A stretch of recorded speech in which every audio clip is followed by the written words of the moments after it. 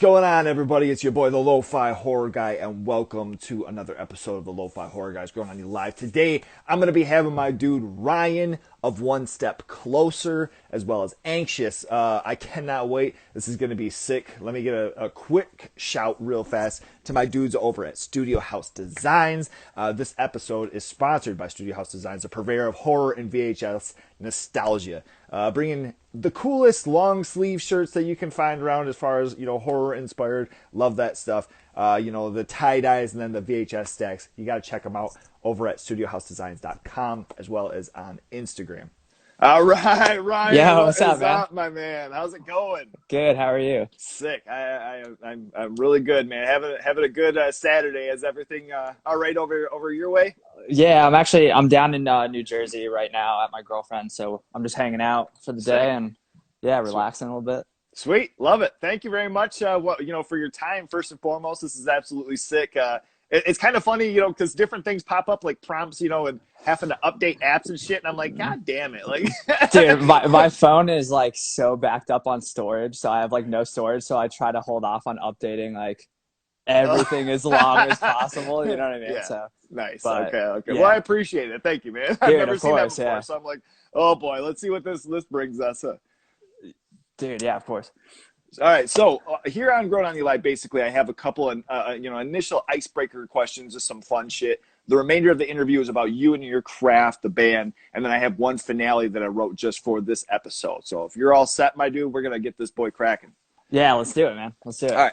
First of all, let me ask you. My wife and I do some traveling. So if we were coming through Wilkes-Barre, what would be a local restaurant or food staple that we'd have to try before we leave? Has to be Angelo's or Jerry's Pizza. It's sweet sauce pizza. It's the best. I mean, literally any band that comes through, like we always take there. Or, that's like the staple. Honestly, pizza is huge in our area, though. So there's a lot of really cool spots that have good pizza. But yeah, that's the stuff. Isn't there like a fried pizza or something like? Yeah, that way. They have Pizza Perfect and Pizza Lovin', which are like two like fried pizza. Pizza Perfect's amazing. I love it. But but yeah, I mean the pizza in our area is awesome. So definitely that would be the go-to. How does that work? I don't really understand. Like, how do you fry a pizza? Dude, I have no idea. So it's really greasy, so nice. they fry it, but it's really crispy on the bottom. So but it's good. I don't know. Shit. It's hard to explain. It's so good though. That sounds great. Yeah, I love that. All right. So now let me ask, with like the pandemic kind of slowing down some shit, it also kind of has forced some people into some creative, ways of doing things. If you could have made, let's just say one album or one EP with a dream side project, who would be the other members in this project? Like a guitarist, bassist, and drummer? Honestly, it would probably be definitely our drummer Tommy, which it's his birthday today. So shout out to Tommy. Yeah, nice. Definitely him. I feel like me and him have been doing bands together since I was like 15 years old. So it's been kind of like that's like our duo. You know what I mean? We work well together. So definitely him. Sweet. I don't know. I'm trying to think. I definitely want our friend Baby Bry to be in a band. So probably have him on bass because he plays bass. Okay. And then I would probably play guitar and definitely have our guitar player Ross do vocals, which this ideal project that I'm explaining is like something that we're kind of doing like on the side right now. So oh shit. Okay. That's kind of like a dream scenario for me just because it's like obviously it's not famous people, but it's just people I love and that I want to like, continue to do stuff with. So yeah, for sure. I mean, that's kind of one of those things too, where it's fun, because sometimes, it's somebody where it's like, oh man, this guy has been dead for years, but I would have loved to play. But then, you also have like some cats where it's like, I've been playing music with them for years to where like, it's just, it just has to happen. It's a beautiful thing in making. So that's sweet. I love that. It needs to be like a natural thing. You know what I mean? Like I wouldn't want, and that's how it feels, especially with like Tommy and Ross being in OSC and us just been doing it for past couple of years. So yeah, sick. All right, awesome. Let's start, as far as like kind of where your musical interest started, as far as your dad was a big inspiration, right? As far as, early on. Yeah, definitely. He okay. So he plays guitar. He started playing when he was like 18 or something. Okay. But I've just been surrounded by music like ever since I was younger, him showing me bands, you know what I mean? Like, and then he started teaching me how to play guitar when I was like 7, and I didn't really like, I had like an acoustic and it was like kind of whatever. And then when I turned 8 for my birthday, he got me this red Fender Strat that I play. And it was pretty much just like ever since then, you know what I mean? I started really getting into guitar. And then, you know, through middle school is when I kind of started to like get my own interest. Cause like, you know, in the beginning, he was teaching me like all classic rock and like hair metal bands and like stuff like that. And that, I mean, which I still love, like, you know what I mean? Like, I love You have playing to. like, yeah, Van Halen tracks and like stuff like that, you know, but like, so that's kind of where that started. And then, he never really did bands or anything. And when I was around, you know, 12, 13, 14, I started getting into my own stuff and then getting into hardcore slowly and then learning that. And then when I was 15, it kind of just, you know, started playing in bands. And the first band was with Tommy, actually, our drummer. And like every single band I've done pretty much since then has been with him. So it's been cool. Sweet. Okay. Yeah. Sick. So yeah, my dad definitely had a big influence. And, you know, ever since, he's always supported like every single thing I've done with like music and any kind of musical endeavor that I wanted to kind of partake in. Like he would just do it, you know. That's always pretty much what, because I think, you know, if he was my age and, you know, he had a band and like I know he would be doing the same thing, you know, just being like, this is all I want to do. So Okay. I think it's a cool thing for him too, just because like he kind of helped me, you know, get there a little bit. So Hell which yeah. is, yeah, so it's Nice. cool. Nice. Now, you know, when you were younger, what were some of the initial, you know, albums or maybe even songs that you can remember, you know, like just really resonating with you and loving, running around the house singing and whatnot? Dude, I mean, Hot for Teacher by Van Oh, Halen. man. Absolutely. Because it's like kind of Absolutely. a funny song. Yeah, And for right. some reason that just like stuck. Eros, there's definitely some Eros. Nice. Went black for a second there. Very good.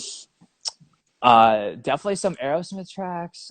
I don't really know. Dude, there was like definitely Hot for Teacher was a big one for me, I think. It's a good Uh, answer. I mean, musically, that song rips. That oh, song's sick. dude. Yeah. And Van Halen in general, I mean, I'm not the biggest fan of like David Lee Roth or anything like that, but like Eddie Van Halen is like a legendary guitar player. You know what I mean? Like Absolutely. that was like a huge inspiration when I was younger, just because he was doing stuff that like I was like, how is he doing this? You know what I mean? Like, but Right. now that I you know, I learned and stuff, it's like, oh, okay, it makes sense, but Mhm. it's cool. So Yeah. Okay.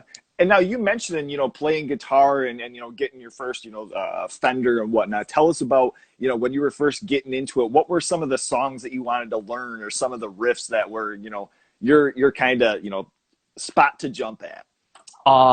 there was there's a Rat song actually that I really like wanted to learn because like my dad is a huge like hair, like I said, hair metal guy. So like Hmm. Rat was like a big one that he used to play in the car all the time.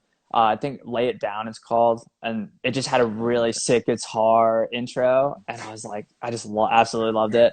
I also loved that song Day Tripper by the Beatles. Oh yeah, for That sure. guitar riff was a big one.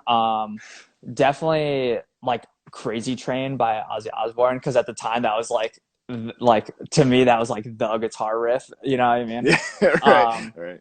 but then like after I started learning some stuff, like Bark at the Moon was like a big one by Ozzy. That just like Okay. that whole song I kind of like really want. So it was like all like older tracks, you know, nothing new Yeah, really. yeah. And then yeah, so I was just like that's kind of what I just grew up playing and learning. So Okay. Okay. yeah. Yeah. You know, I mean, that was kind of that's like one of those things as far as like musically. Nowadays, I'm more toward like metal and thrash and hardcore. That's kind of my thing. But you know, coming up, it was you know a mix of like the Beatles and kind of '70s. You know, real like you know there was just all sorts of stuff playing in the house all the time, and that's you know that's a fun thing with you mentioning you know some of the hair metal and whatnot because you know somebody maybe listening to One Step Closer wouldn't get that, but you know it's sick to have you know those inspirations maybe from something musically or your approach. You know that's fun to hear. I like that.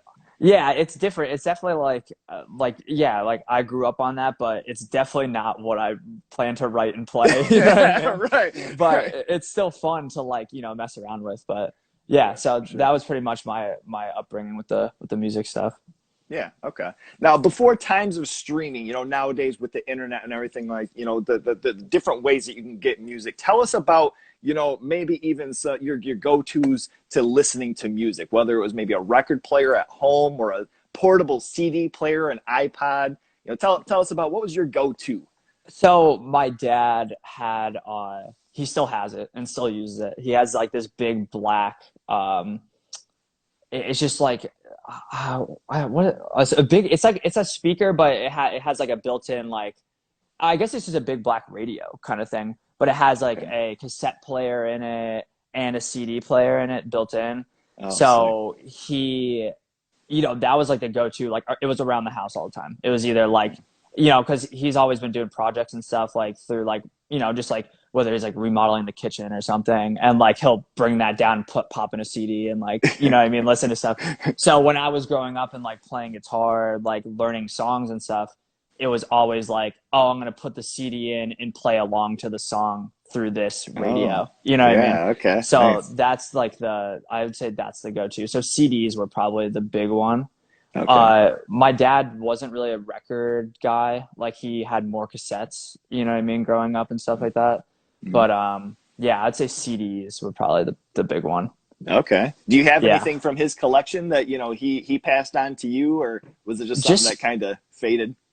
I mean he didn't really like pass on anything. Like we kind of like share everything if that makes Oh, sense okay. like Yeah, now, yeah, yeah. which is cool. But just like some old like I mean he had some old vinyls and stuff like that. Like he has like some old Kiss vinyls that he like showed me and like kind of like gave me like if I wanted to like use them because I have a record player and stuff now and like whatnot. But nothing really passed on. He was just always like for example, like I remember when Floral Green came out, that title fight record. Yes.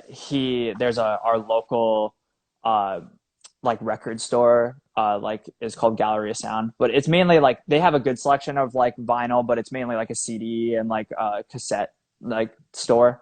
Okay. Um, he picked me up from my friend's house. I was like probably like that was like I think 2012 that came out, so I was like 13.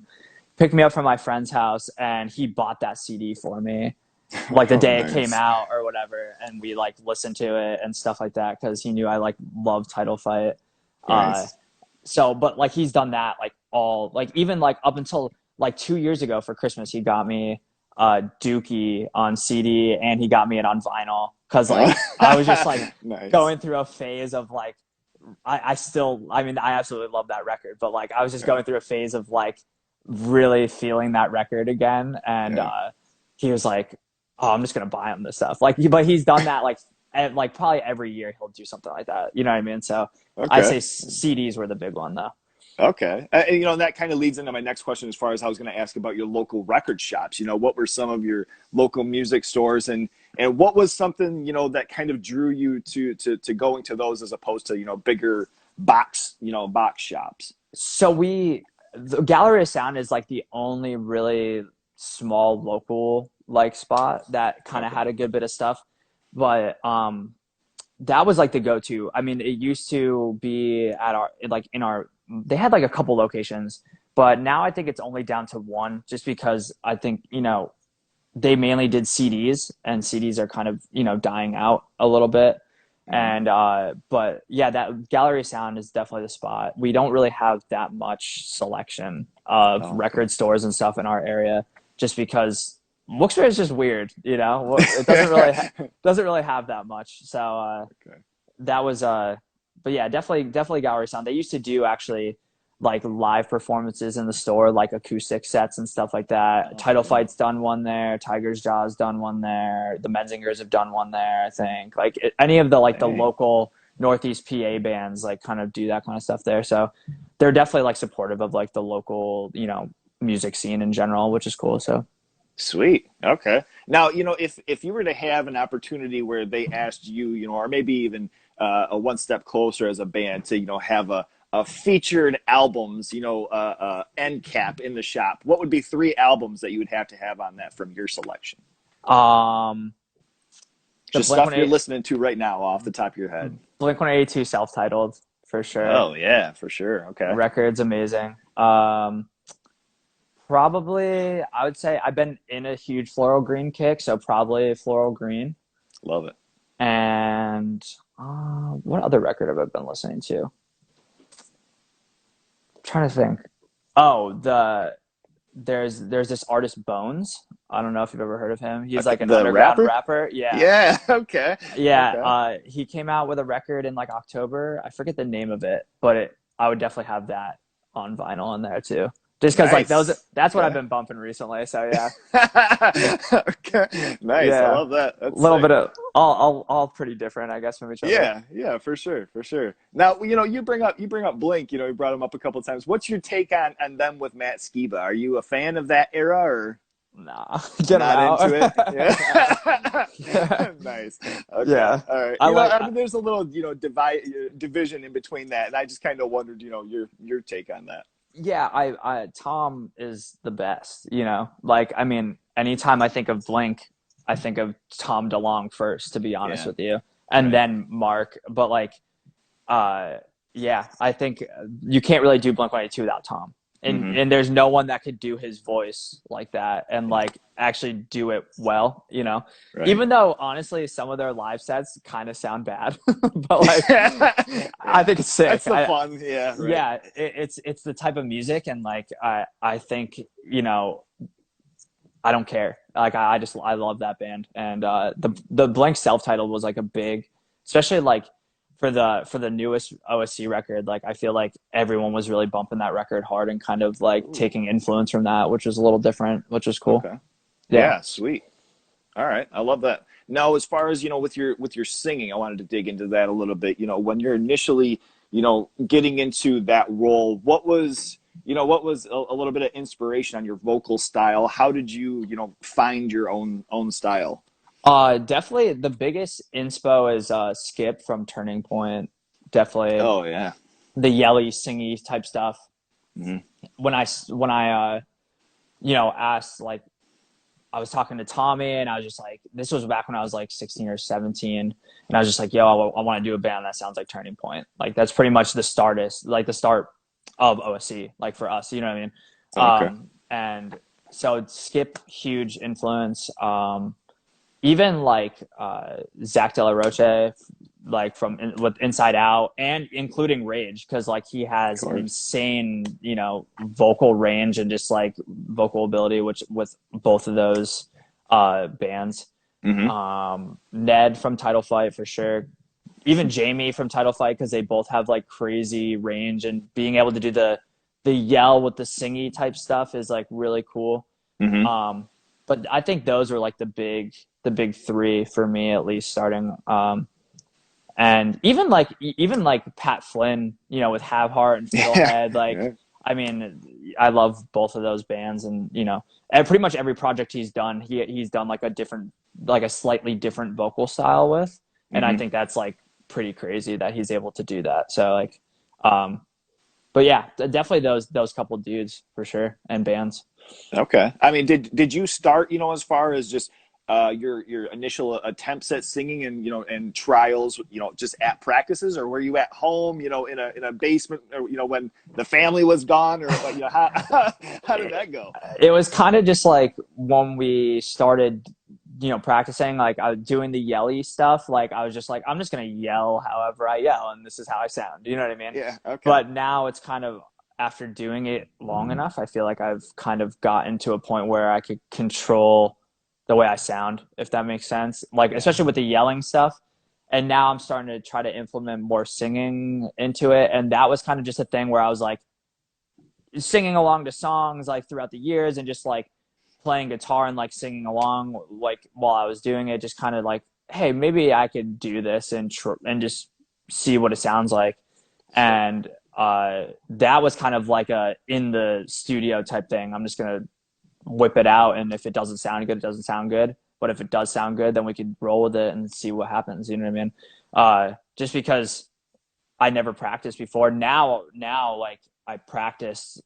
I'm trying to at least practice more, and even just like getting more like breathing techniques and like stuff like that. Like over the past like couple weeks, I've been watching videos and like practicing at least 3-4 times a week just on my own for like a half hour or an hour a day.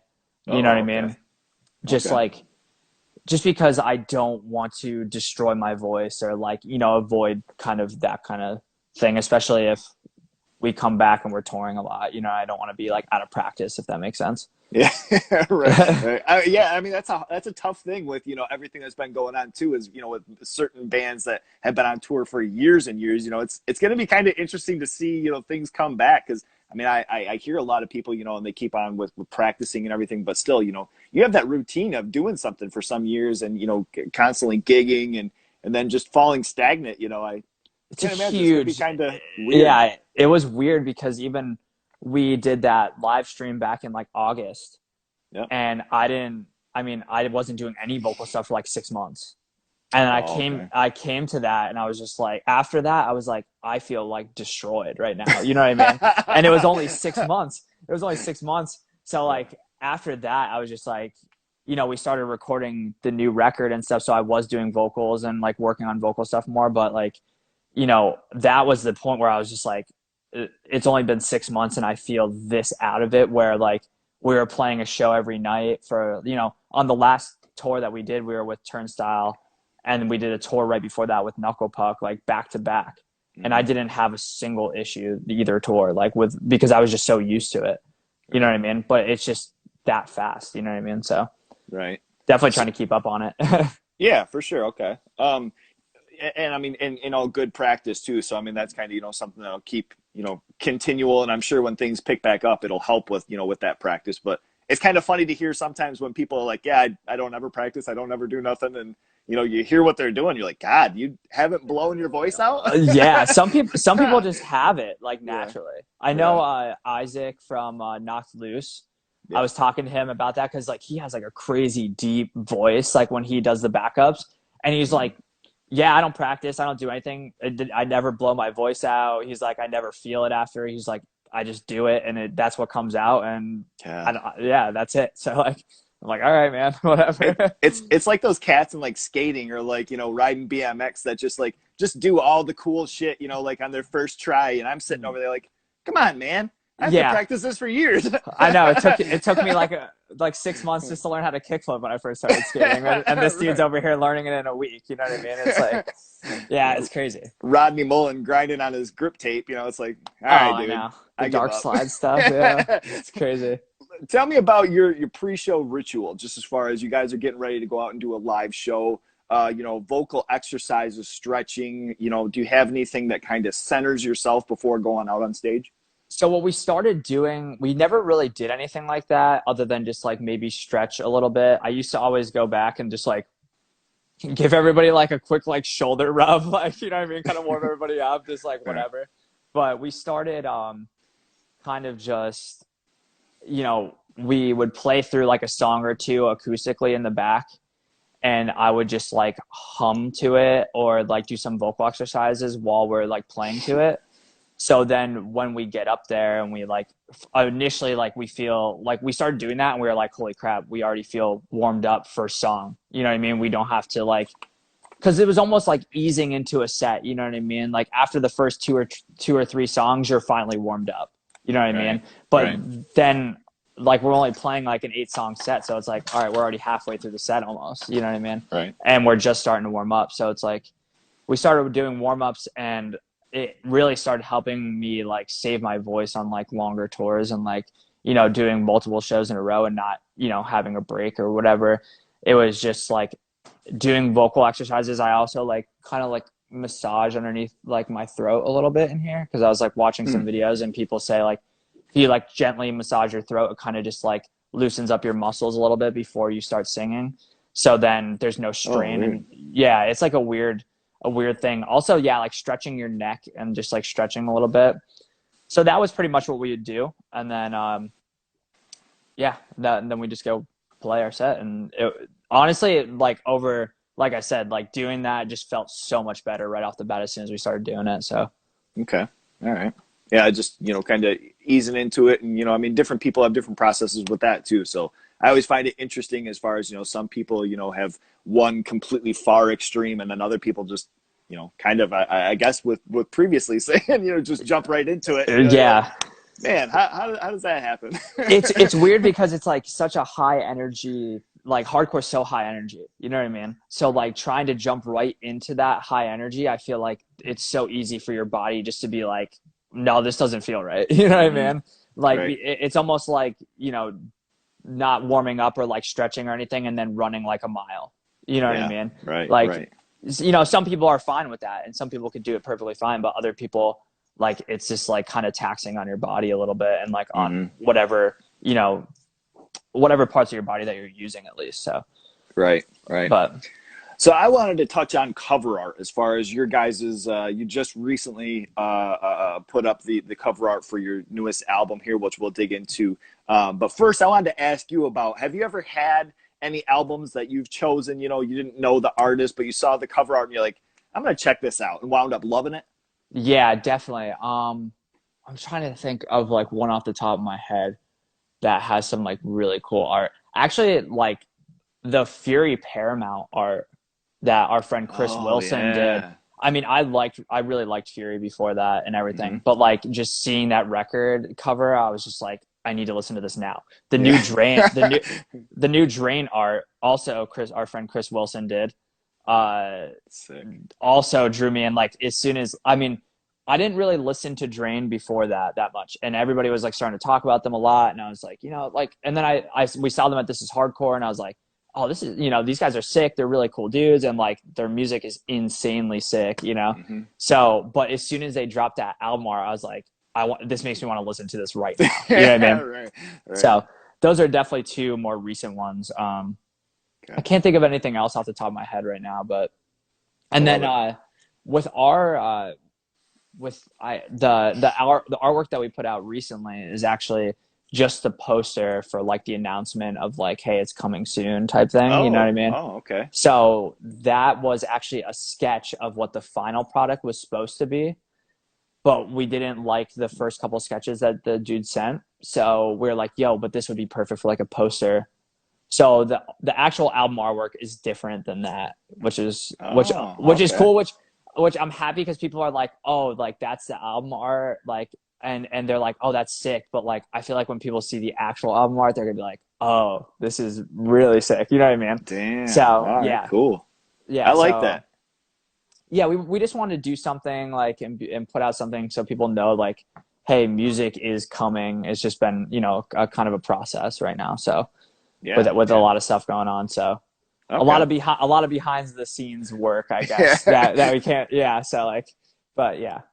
Okay. Now let's dig into From Me to You as far as, the cover art with that one, the artist and just kind of the approach. What were maybe some liner notes that you guys gave as far as for inspiration for what you wanted? So we wanted, that was kind of like an expressionist view in like the artistic world. Like we wanted to do expressionism for the album art pretty much. Me and Ross were in this. Ross is our guitar player. We were both in this art history class in college together at this local community college that we were going to.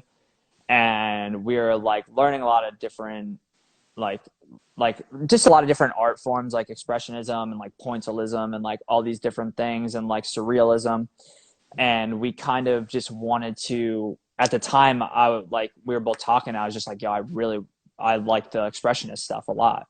I think that would be a really cool thing to go about for the album cover. I think it kind of fits with, the idea and stuff. So we pretty much went to our friend Peter, who does a lot of art for, a lot of bands and stuff. And we're just like, yo, could you do an expressionist style painting? And he doesn't really do paintings that much. And we're just like, our idea is like kind of like the idea of like feeling trapped and, kind of lost in like the life that you're in, I guess you could say, just to sum it up into like, simpler words. But yeah, just kind of that confined feeling that you get, whether, in that point in life that we kind of were at.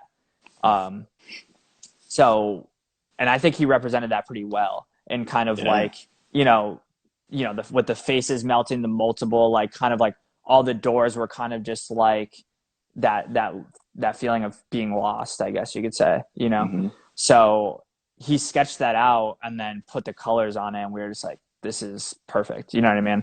Yeah. So we kind of wanted to keep, we didn't go with expressionism for the new stuff, but we kind of went with a more surrealist view on the new record cover. And we went with the dude who did the poster. His name is Jeffrey Cam. Okay. But he's like an amazing illustrator, and we just kind of want to switch it up a little bit and just like try something new. And we're definitely stoked on the new stuff as well. So sweet. Yeah. Now, did you say it was Peter something who did from Me to You? Peter Maria, his name is. Okay. Yeah, I'm gonna have to look into him because that cover is sick. Yeah, definitely. He's done stuff for like Iron Age and like, you know, Power Trip, a bunch of bands. Oh, okay. I know who that is. Yeah, okay. yeah. So he's done a bunch of different things, like and this was like kind of out of his element of what he usually does, and like he crushed it. He's really very talented man. So yeah, shit. I guess it's sweet. Yeah. I mean, you mentioned, you know, it wasn't something that was in his wheelhouse, and it's like, well, you can't tell. God. No, I know. Sick. Yeah, Rips. that's great. Yeah, we actually it was cool because we were able to we donated, we put up like the actual original artwork for it, and we donated, we collaborated with Peter and like donated the funds for like the Black Lives Matter stuff and over the summer and stuff like that. Yeah, so it was cool. It was cool to be able to like also, you know, have that physical of like, yo, this is the actual original artwork too. You know what I mean? And like be able to like give that away and stuff too. So wow, yeah, that's awesome. I love that. It was great. So we're digging in a little bit to This Place You Know. I just wanted to, you know, kind of talk about the first single it's been out for a year now, correct? Yeah, we put it out like almost exactly a year ago. This month. Yeah. So okay. Can you tell us about, you know, the writing approach as far as the lyrics to the track? So that track, so this whole, even the record as a whole, it was like kind of like everybody was like kind of going through a really rough patch, and there was just a lot of stuff going on in pretty much everybody's individual life. And that was just a track that I felt very stuck in the place that I was living, and just like, you know, Wilkes-Barre is just a very depressing place, and, you know, everything about it is just kind of you know, I don't get me wrong, I love Wilkes-Barre, and like we rep Wilkes-Barre very hard, but you know, there's times when you can't help but feel like a little hopeless there. And so that track was like mainly just like kind of like, hey, I'm feeling this kind of way, and I'm feeling very depressed living in this place, but like, what could I do to change that or change myself to kind of, you know, overcome this feeling or like look past that in a way, you know? The one line is like, you know, what's trapped inside this valley is left to die here. That's kind of like the okay, this is like a Wilkes-Barre thing, you know what I mean? Like this is exactly like kind of really pinpointing that, because we live in like a big valley. So but yeah, so that's pretty much the general vibe of Lead to Gray. Okay.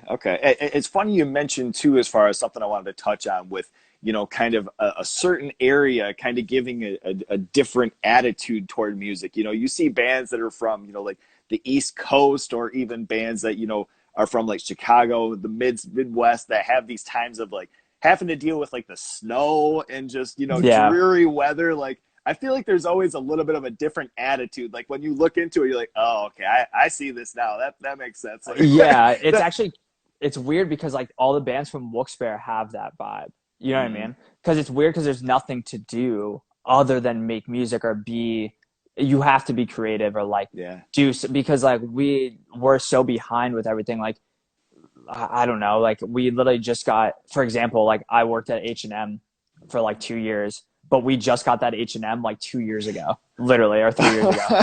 You know what I mean? Okay. In Wilkes-Barre, like where everywhere else has probably had an H&M for at least 10 years. You know what I mean?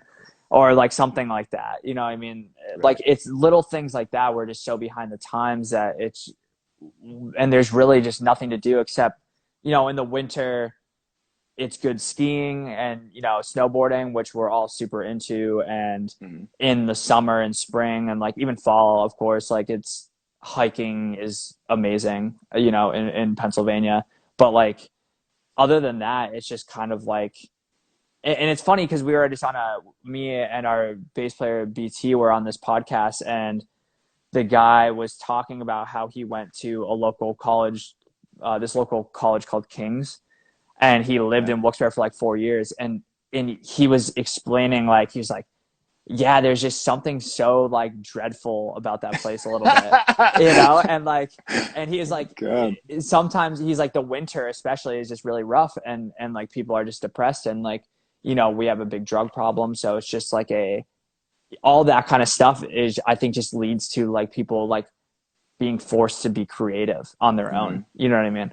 So I think a lot of cool music has definitely come out of Wilkes-Barre, you know, so.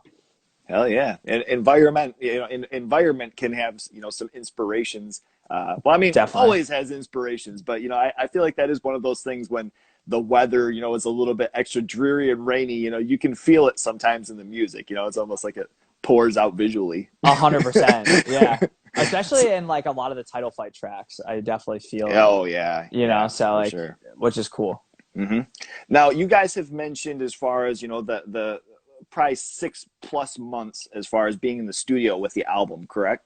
Yeah, it's been a long time. Okay. Has that time, like, have you guys, you know, had any different changes that have come on, you know, from maybe the original intent of how the song was written, you know, with having time to sit on something like that? I'm just kind of interested to see if it's still very, you know, back to, you know, how it originally was, or if there's been some changes with it. So me and Tommy demoed pretty much most of the record together. Okay. I kind of learned just like the basics of GarageBand and how to set up stuff and how to mix, kind of, and just we worked on it, and pretty much those demos are pretty close, but I mean, I can't even say pretty close, because they're like, Ross came in and like added a lot of stuff on top of what I was doing, like writing on guitar and like whatnot. And they sound, you know, structurally wise, they're pretty much the same as the demos that we did, but overall sound wise is definitely a world of a difference. You know what I mean? And like different things that like BT's done on bass, and like just like doing different little guitar parts, like layering different things. You know what I mean? It's been such a crazy process because we could only record on weekends with the dude we've been recording with. And we can't even record every weekend with him. So sometimes it'd be like, oh, we only get together with him like 1 weekend a month or 2 weekends that month. You know what I mean? So it's been such a spread out process of like, hey, yeah, we might not see Eric again for 3 weeks or 2 weeks. You know what I mean? But we like really wanted him to do the record because he did part of For Me to You. He did like the drums and vocals for that. And we did guitars with somebody else. But we just really love working with him, and he's just become like a really good friend of ours. And he's just an absolute mastermind when it comes to like, you know, recording and just like musical stuff in general. He's just insane. So stuff's definitely changed a little bit, but like pretty much, I mean, structurally wise, pretty much the same. But sonically, it's definitely different. Oh, okay. All right. And now, you know, with you playing guitar, I was going to mention, as far as, you know, like what part you had in taking with writing, but it sounds like the whole thing is that generally kind of how your writing process is that you and Tommy work on things, and then the other members kind of come in, Ross adds some things over?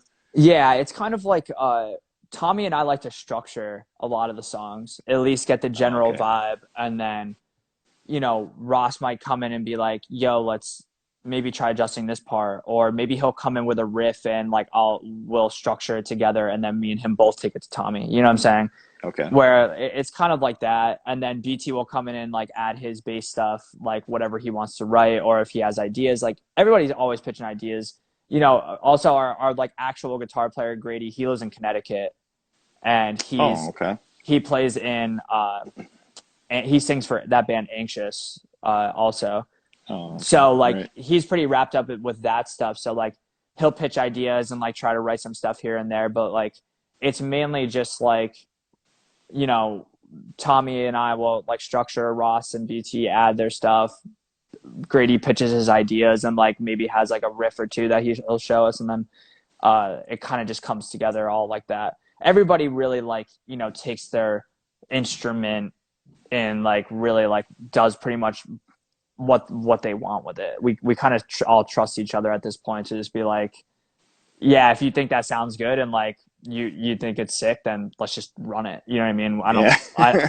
I don't feel like we need to like be like really like on top of each other's shit. Like, oh no, that sounds weird. You know what I mean? So yeah, right, okay, yeah, and that's cool too. You know, I mean, as far as there's sometimes where bands, you know, so you might have one person that writes absolutely everything, you know, and then, but then it's cool too, you know, as far as being able to have different aspects and different angles from everybody to, you know, kind of contribute into it.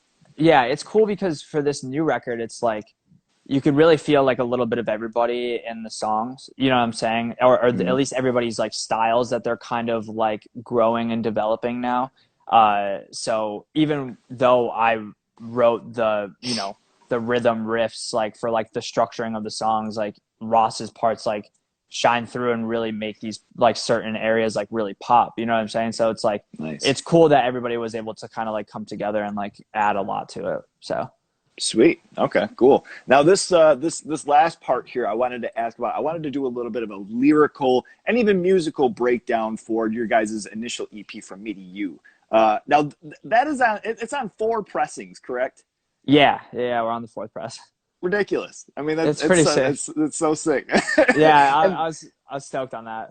you know, so, and it's cool just as far as, you know, for you guys to still be young and to be, you know, pushing forward and you know, making these impressions. It's really cool to see where it's going to go from there, you know, because I mean, as far as the band, you know, a buddy of mine showed me your guys' initial EP, and I'm like, where did these guys even come from? Like, I've never even heard of this, but it's awesome. So, you know, as a fan myself, I really look forward to it. Thank you, man. Thank you. I wanted to ask about, because in my research, I hadn't really heard anything as far as, you know, some explanations on songs. So if you don't mind, I wanted to do a breakdown on the EP here and just go song by song with, you know, going into some lyrics or even, you know, musical stories with it. Obviously, starting with The Reach. Yeah. So for the whole general consensus of like the record, I feel like For Me to You kind of was, it wasn't as much of a like, oh, everyone's in like a weird spot, you know, or anything like that. Because I feel like we kind of write with how we're feeling in that moment. I think that's kind of an important thing. And I know it's funny because I watched a recent interview with like Ned from Title Fight, and he was like, yeah, like all of our records are like based off feeling in that moment. And I think that's important. And it's kind of like something that like we've just done subconsciously without even like really, and it kind of just like clicked in my head. I was like, damn, we really do that. You know what I mean? But like the Reach so with the lyrical breakdown of The Reach, it was just kind of like a struggling with like my own self. And like I said, this is like, I kind of struggle with some, you know, depressional type stuff. And at that time I wasn't really like, you know, struggling terribly or anything like that. Like I wasn't going through like anything crazy, but that's when I started to notice that I was, you know, kind of growing up and like dealing with new things like that. So it was just kind of like I'm taking a new leap and a new bound. Like this is like a new thing. And like, I'm trying to understand these things, but I can't quite grasp them yet, if that makes sense. Okay. Yeah. So, a lot of the songs are kind of like interpersonal struggle type things too. Cause I feel like I write best. And like, that's what I relate to. I don't want to put out stuff that I don't relate to or like don't feel, you know what I'm saying? Right. So The Reach, that was like kind of just a big, like, hey, I'm kind of struggling and like, I'm trying to understand something and I'm kind of reaching out for some help. You know what I'm saying? Oh, okay. That's like the kind of basis of that one. Okay, sure. I mean, that's really, really deep. You know, and I guess not to get too sidetracked with that, but something recent, even like in this last year, I had heard of was seasonal depression. You ever heard of that? Yeah. So that's actually, it's funny because we have a brand, like a new track on the new record about seasonal depression. Because like, weird. It hits me, especially like I said, in our area, it's like very, you know, the winters are rough. They're really, really rough.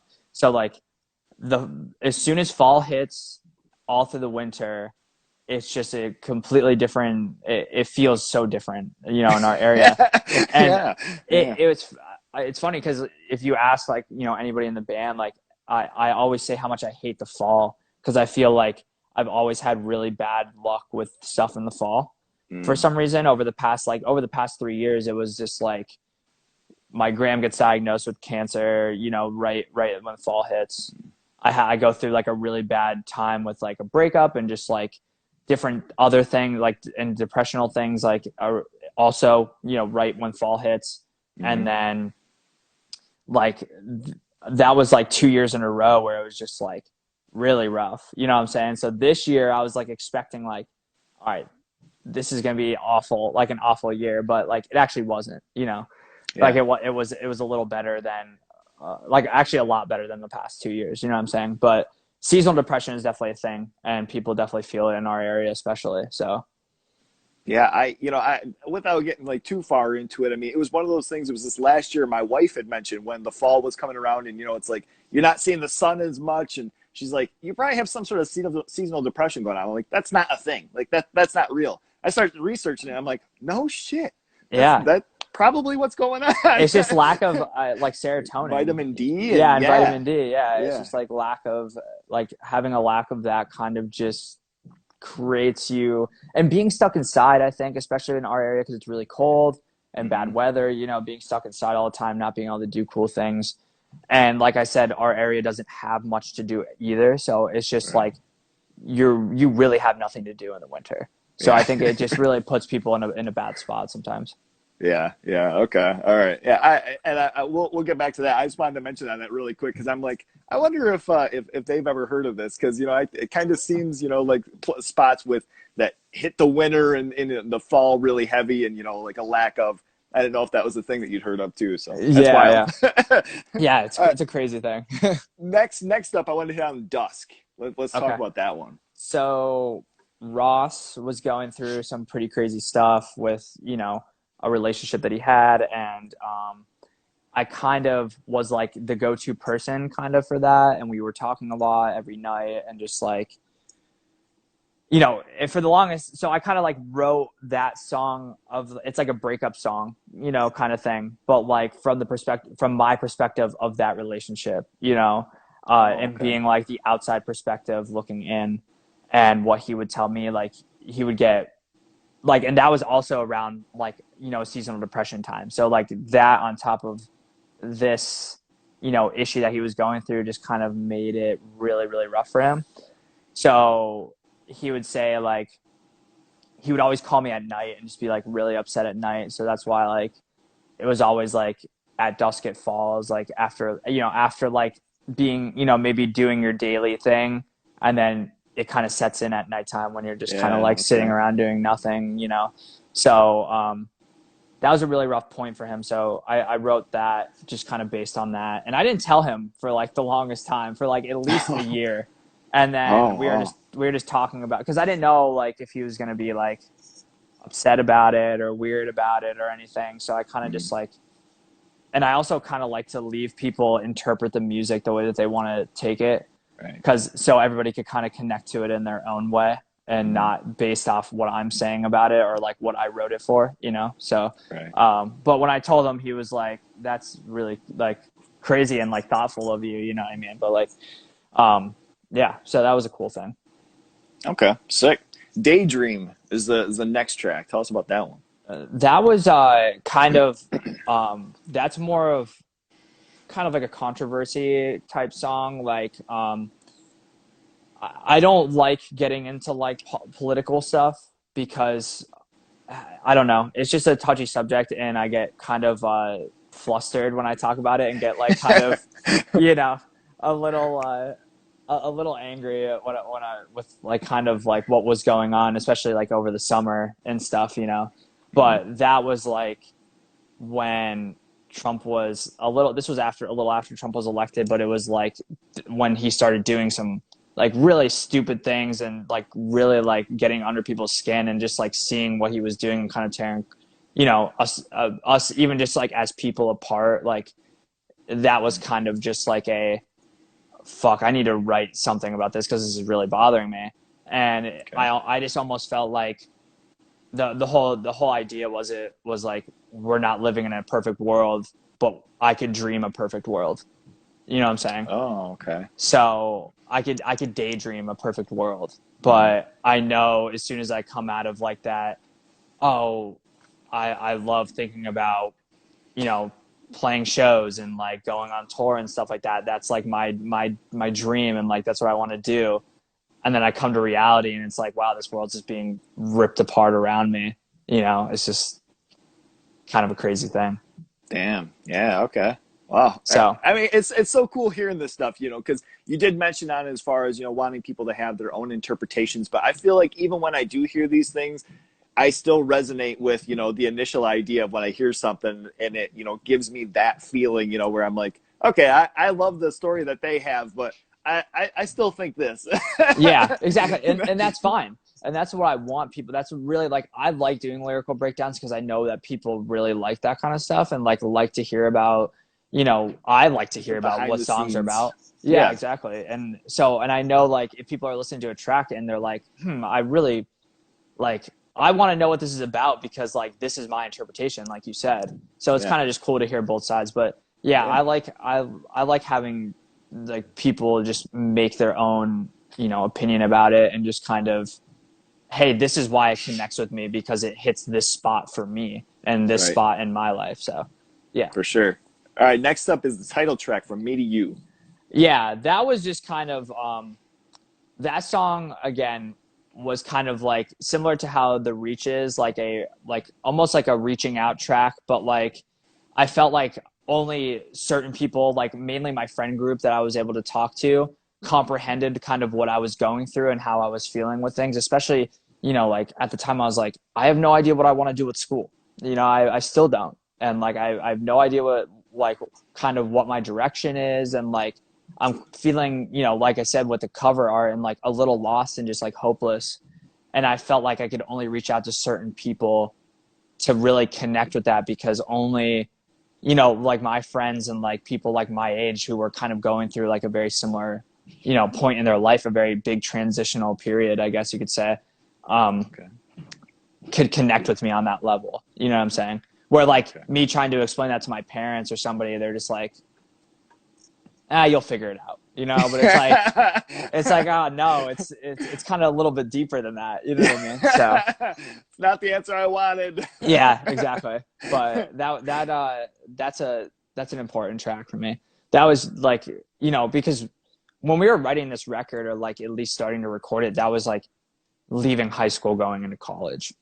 Okay. So that was like a big, and like I said, kind of not knowing what I want to do and just kind of like losing track of myself a little bit, and just like a big change like that has just kind of affected me in like a way that I felt like I really can only reach out to certain people, and that was pretty much it. Nice. Nice. Yeah. All right. Next up, we have Portrayal. So that song, BT was with me the day I wrote the opening guitar riff for that. And I wrote the lyrics. I kind of structured that song pretty quick on my own, just like kind of like, because that was on a promo that we put out before For Me to You came out. Okay. Yep. And so that song kind of, I was sitting in my dining room, and my gram just got diagnosed with cancer like a couple months before that, and was really starting to struggle and like go through chemotherapy and like different things like that. And she's a really talented painter, and we have this big painting hanging in like my dining room that she did.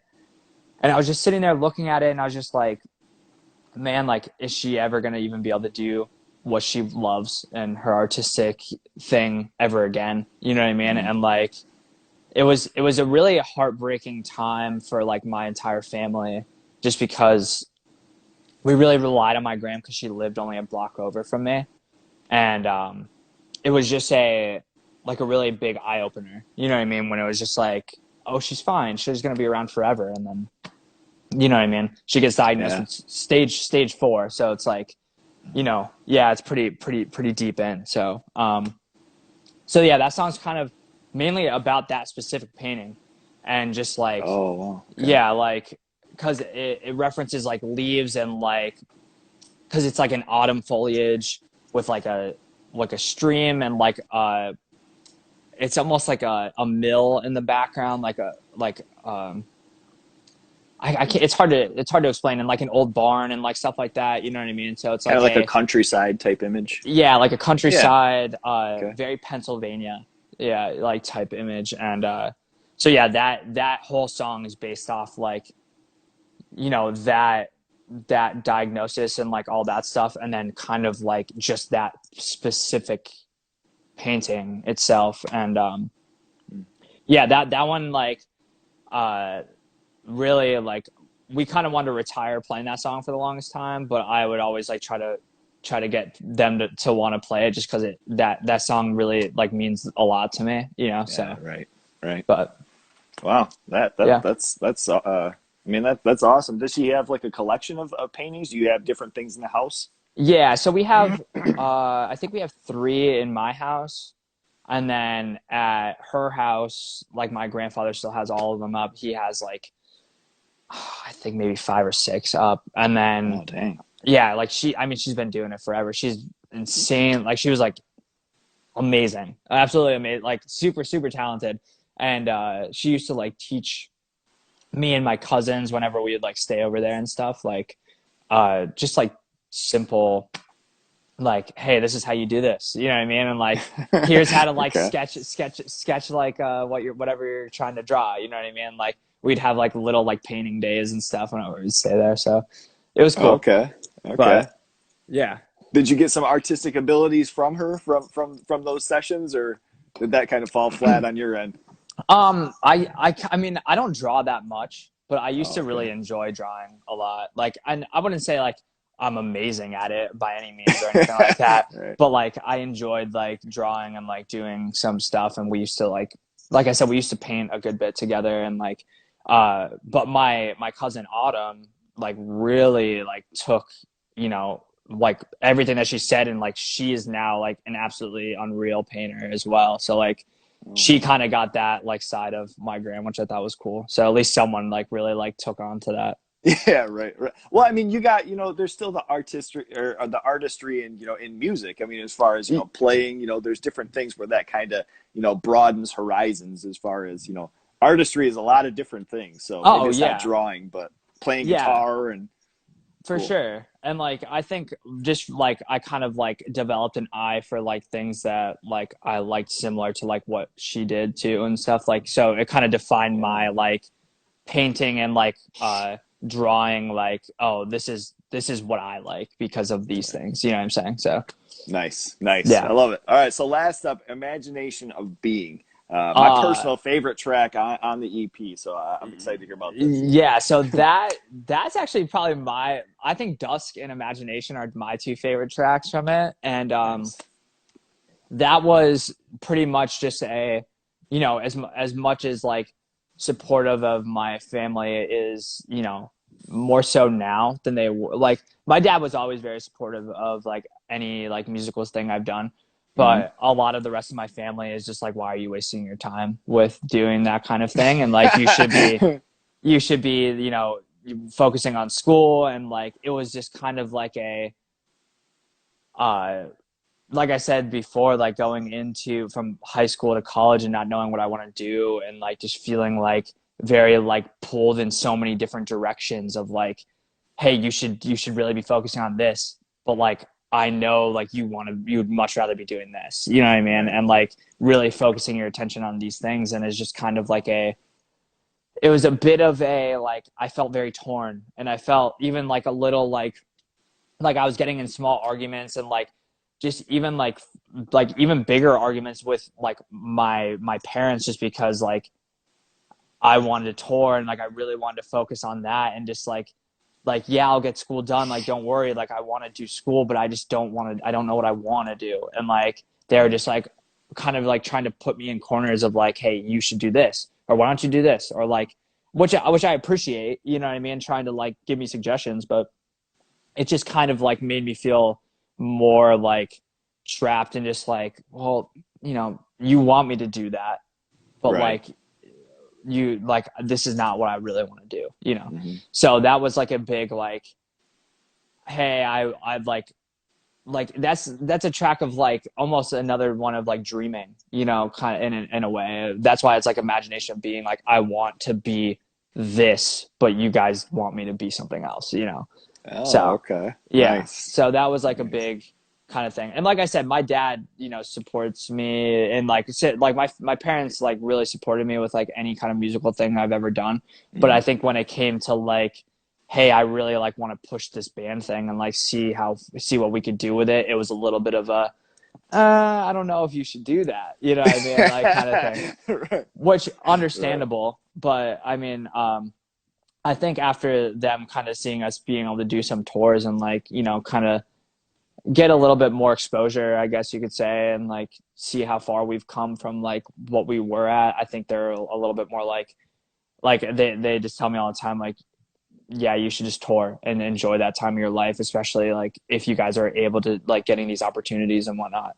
So I think it kind of like after we put out From Me to You, I think it kind of put it a little bit more into perspective for them of like, oh wow, they're actually doing some cool stuff, So Yeah, right. Okay. Are they, are they aware of things, kind of like with like Triple B, and do they kind of, you explain those types of things as far as like, yeah, they're like a good label, like we're putting out some yeah, sick stuff. yeah, it was like, when I told them record label, and they were just like, oh, are you signing contracts? And I was like, not with Triple B. We're not, this is like kind of more of like a, you know, let's just like play it by ear and see when we'll play if we get into a contract or not. You know what I mean? Right. Yeah, I was like, he's offering to put it out, and like, I mean, we don't have the money to press it on vinyl or do anything like that, and like he'll get us more exposure, and like we fucking appreciate Sam so much for like doing like really going out of his way for like doing, even just giving us a shot like that, to Yeah, like right. put us out. And like same shout out, Ned and Pat Flynn also really like kind of just being like, yo, you should put this band out, like they're whatever, we see something, like maybe you will too, or like see something in the music that we see. And that was a cool thing, and we really really really appreciate everything he's done. But they kind of understood it, and like I think because there was like no like, hey, we're going and signing a contract type deal, that it was like, oh, like it's not really like official kind of thing. But Oh, all right. you get what I'm saying? But Yeah. like, but when we kind of got the records in, and they were like, whoa, like this is crazy. You know what I mean? Like we have vinyl, and like, it kind of like pushed it. And like I said, like then it was like, oh, we're gone doing this and this. Hey, we got this thing coming up. Hey, like I'm really excited for this show we're playing. You know what I mean? And like Mhm. it, like even the Have Heart shows, like they came to the Have Heart shows in Boston, which I thought were Wow. really really cool of them to do that. And because when I explained, I was like, yo, these shows are gonna be huge. Like, I don't know if we're ever gonna play bigger shows than this. Right. Like Right. this is like a crazy time. And I think that also kind of put it in perspective, because those shows were definitely good for us too. And so, and that Mhm. started a full US tour that we went on immediately after. So I think over time it's just gotten more like embedded, that it's just like, oh, like they're really trying, to like do this Right. and like make this like something. Right. So Right. Okay. Yeah, and I mean with, parents, their angle is kind of like, I have to veer him away from this, but like a cool thing with you guys too is like you guys are straight edge, so it's not like, they have to have the worry of like, oh, they're gonna go and get involved in drugs and yeah, all that's this racket. my parents were like always super chill with me doing pretty much anything as a kid, because like they knew ever since I claimed edge when I was 14. So they knew, like, and I kind of explained that to them when I was younger, and like they understood. And I think because of that, they were just like, oh yeah, go skate with your friends until midnight and then come home, and like we know you're not doing anything stupid, we know you're just skating and doing your thing, you know what I mean? Right. And like hanging out with people that are into similar things. So like it's been like a very easy going relationship with them on that aspect of things, where they definitely don't worry about me getting involved in some like crazy shit, you know? Right, right. So, Okay, nice. All right, look, man, this is wrapping up our interview here. I do have one finale, but this is your opportunity to have the floor as far as just to tell people what's new with the band, what's new with you, what, maybe we can be expecting from 2021. okay, cool. I think mainly pretty much new record this year. That's like the big thing I really wanted to say is This Place You Know will be out sometime soon. Things are a little. I can't go into detail too much with like different things that are going on, but like Sure. we have some new stuff coming, and we should be dropping a single. I'm hoping within the next month. So Ooh, okay, yeah, so sick. if all goes to plan, the way that we're looking, I would say within the next month and a half, there should be a new song out, which would be cool. Um, Nice. so I think that's the plan with that. Kind of put out something new, and new record this year. We're trying to hold off as long as we could, and like I know, people are like want to hear new music, and like we don't want people to like get sick of what they're hearing now. We want to keep people on their toes and like keep people excited and stuff. But it's just hard because we don't know when we're going to tour again, and we don't want to like drop something that we're like super super proud of and like really excited for, and then it not like do like and then have to like maybe put out a new record because we weren't able to tour off it for 6 months. You know what I mean? Right, right. So like, or maybe even a year. I don't know. So we're trying to start dropping singles and then put out the record, like just push it a little bit just so maybe we could start touring again like very end of this year. That's kind of what the general consensus is at the moment with like different people that we've talked to. So but Sick. yeah, that's about it. The record is it's coming together, and everything's like pretty much wrapped up, so it's pretty awesome. Nice. Okay. Awesome. Yeah. I can't wait. I know lots of people are really excited with it, and like we had mentioned too. Like I'm not reaching for anything. Like that's not supposed to be put out there, and everything that's good is worth waiting for. So a little patience for everybody. I'm excited for this and hearing everything that I have been hearing. I think we're going to be all really really stoked and happy with the product. So Thanks, man. Thank you. so last up, this is just kind of a goofy ass off kilter question here, kind of doing in my research of yourself and interests in different things. So basically, I came up with as far as if a skateboard company reached out to you and they wanted to make a custom OSC skateboard, what song lyrics would you want the Dex graphics based off of? And maybe Oh, what would it look like? that's a good one.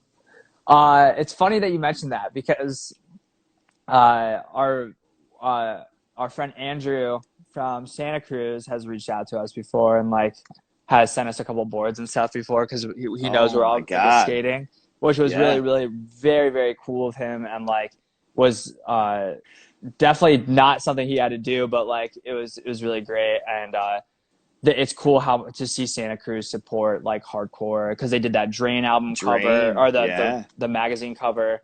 Yeah. So they're definitely involved and definitely like to like keep up on things, which I think is really really cool.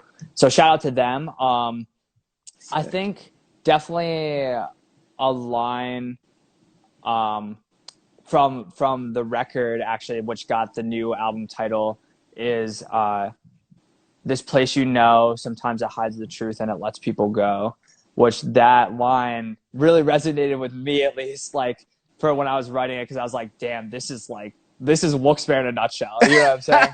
Like in a one one sentence, pretty much. That was Sick. like definitely something that I would want to have on the board. I don't know exactly. We're nuts with like designing stuff, and we really like try to be particular with like what we're trying to accomplish with certain things. Sure. So I don't really know of a design off the bat, but we're actually doing a design with we're doing skateboards with Program Skate Shop. Oh So my God. it's gonna be sick. I'm really stoked for Oh those. man. I'm so stoked for those. That's like it's a dream come true in a way. You know what I'm saying?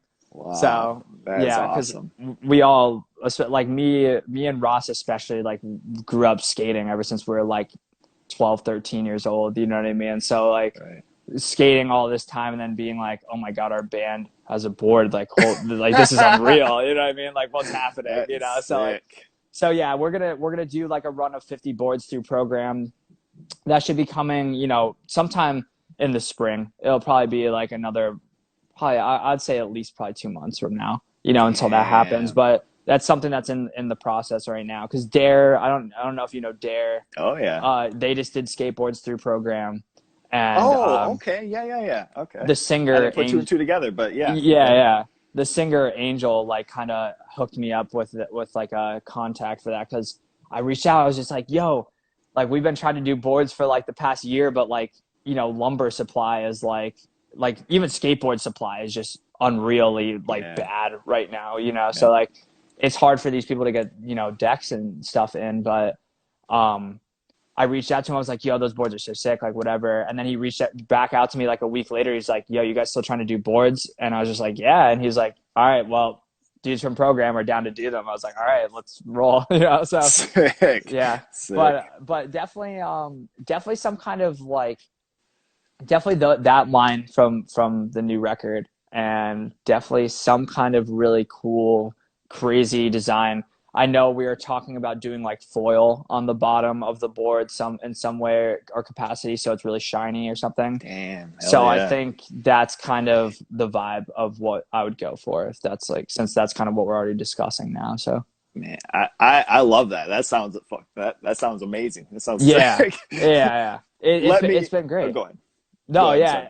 yeah, it's nothing like I said, we're so grateful for that. Just because, like I said, like us being like getting asked like, oh, you want to do OST skateboards? It's like, of course we want to do OST skateboards. We that's like us, like that, and like being able to do that, it's just been unreal. So we're really grateful for that. Hell yeah. So let's say there's a new Tony Hawk game coming out and it premieres your skateboards. What OSC song is going to be in this game? Oh man. Uh Oh man, we actually talked about this too because we were like, "Yo, is it possible to do something like that?" It'd be Um, so sick. it would have to be one of the songs off the new record, though. I'm not. I don't want to like spoil too much, but I think the single that we're gonna drop first would be a great song for like a skate game. Ooh. All Yeah. right. All right. So it's very very high energy and just like a very driving song. So I think it could would be good for like that kind of game. Just to like Awesome. yeah. So Awesome. definitely that. All right, I'll stop asking all this shit because I don't want more leaking out than what's supposed to. Yeah, no, So. you're good. You're good. All right, dude. Ryan, thank you so much, man. This has been absolutely amazing. I Dude, appreciate of your course. time. And when shows come around, hopefully I catch you guys around somewhere local here. Yeah, dude, of course. Thank you so much. I really enjoyed this. It was fun. Absolutely, man. All right, Lo-Fi Horror Guy, you got my dude Ryan of One Step Closer. Check out their new album. You guys take care. Stay Yeah. safe, man. Peace. Bye-bye. He's a lo-fi horror guy. Yeah, he's kind of a guy, but he is so lo-fi, a horror guy. Yeah, baby.